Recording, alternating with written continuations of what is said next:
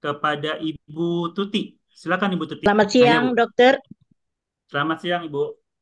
Selamat siang. Iya, terima kasih atas kesempatan yang diberikan bagi saya dari HC Ambon. Dari Ambon. Sehat Sangat Bu. bermanfaat sekali untuk kita.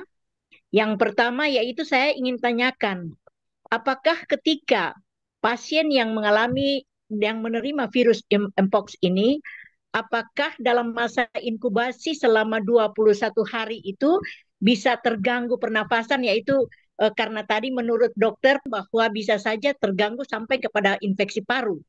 Apakah bisa terganggu sampai bisa membuat pernafasannya terganggu atau sesak nafas selama masa inkubasi dari pasien itu?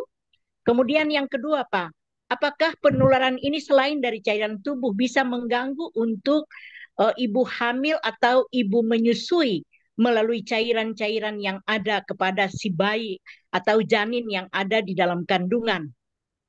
Kemudian yang ketiga, Pak, ketika apakah pada saat luka-luka yang terjadi itu bisa menyebabkan luka berkepanjangan bagi pasien yang menderita penyakit gula, karena dengan adanya luka-luka yang terjadi dari penyakit Mpox itu. Terima kasih, Pak. Ya, baik. Terima kasih, Bu Tuti. Ya, izin Dokter Robert, memang ini cukup menarik, Dok. Karena memang kalau kita coba lihat dari profil penyakit warga senior dari Pertamina, ini memang cukup banyak yang mengalami diabetes mellitus ya, Dok. Ya, jadi memang mungkin gambaran itu mirip dengan gambaran nasional, Dok, seperti itu. Apakah memang ada kaitannya dengan infeksi Mpox ini, Dok? Silakan, Dok.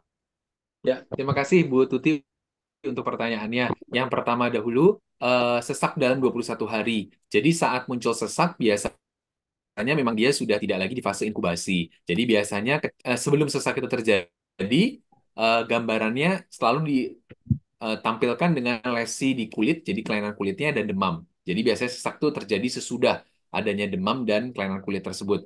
Dan saat demam atau kelainan kulit tersebut, maka yang bersangkutan bukan lagi di dalam fase inkubasi, tapi sudah masuk di dalam fase bergejala.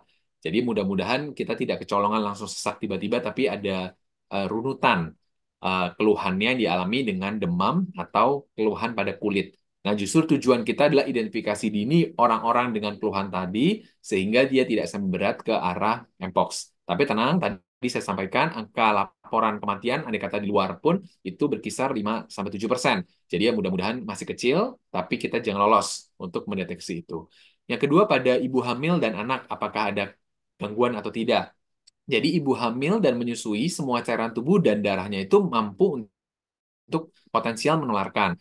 Dan ada laporan di luar bahwa ibu hamil yang terkena Mpox memang punya dampak ke janin. Ada yang melaporkan kejadian lahir prematur atau kelahiran yang dengan gangguan organnya itu bisa ada terjadi. Tapi angkanya kita tidak punya data di Indonesia karena tadi hanya 3 yang wanita dari 88 data kita, Bu Tuti. Sehingga kita belum bisa bicara banyak berdasarkan data di Indonesia. Yang ketiga, penyembuhan. Apakah memang penyembuhan bisa menjadi lebih tinggi? Jadi gula, diabetes mellitus yang tidak terkontrol, itu menjadi salah satu faktor yang membuat penyakit ini progresif atau menjadi berat. Potensial menjadi berat. Jadi dia termasuk dalam komorbid, salah satu yang harus dipantau. Sehingga harus hati-hati, bukan hanya masalah lukanya menyembuhnya lama atau tidak, tapi bahkan lukanya itu bisa menjadi banyak gitu. Jadi bisa timbul di banyak tempat. Sehingga kalau memang kita teridentifikasi Mpox, kelompok gula yang tinggi gulanya berarti yang kekebalannya masih terganggu, itu menjadi kelompok prioritas yang menjadi sasaran untuk kita bisa berikan pencegahan dengan lebih dini. Tetapi tadi kita lebih banyak bermain di masalah obat-obat yang menurunkan kekebalan tubuh secara langsung. Jadi kelompok diabetes mellitus masuk dalam kelompok yang risiko tinggi, tapi tidak setinggi kelompok yang tadi. Pasien HIV dengan kekebalan tubuh turun, pasien transplant, pasien kemoterapi itu kan derajat kekebalan tubuh yang ditimbulkan bisa berbeda. Tapi ada baiknya segera datang ke dokter. Mungkin saja infeksinya bisa menjadi lebih sering infeksi sekunder. Jadi harus dikasih antibiotik untuk oles dengan lebih cepat sehingga tidak terjadi infeksi bakteri lain di luka yang ada karena mpox-nya. Demikian Bu Tuti penjelasan saya. Terima kasih, dokter, atas Terima kasih Bu penjelasannya. Tuti. Ya, terima kasih Ibu Tuti. Oke.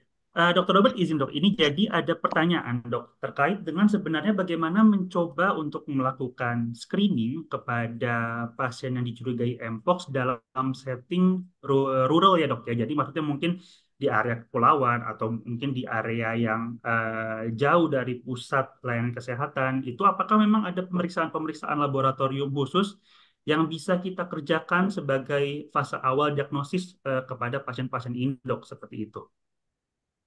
Ya, terima kasih, Dok. Jadi, tidak banyak tempat, gini. Jadi, tidak semua tempat di Indonesia itu mampu untuk memeriksakan PCR untuk Mpox. Kementerian Kesehatan sendiri sudah merilis atau menyebarkan kemampuan untuk pemeriksaan Mpox itu di beberapa area di Indonesia. Tapi memang tidak semua. Saya coba tunjukkan slide setnya dulu. Tadi tidak ada di situ ya.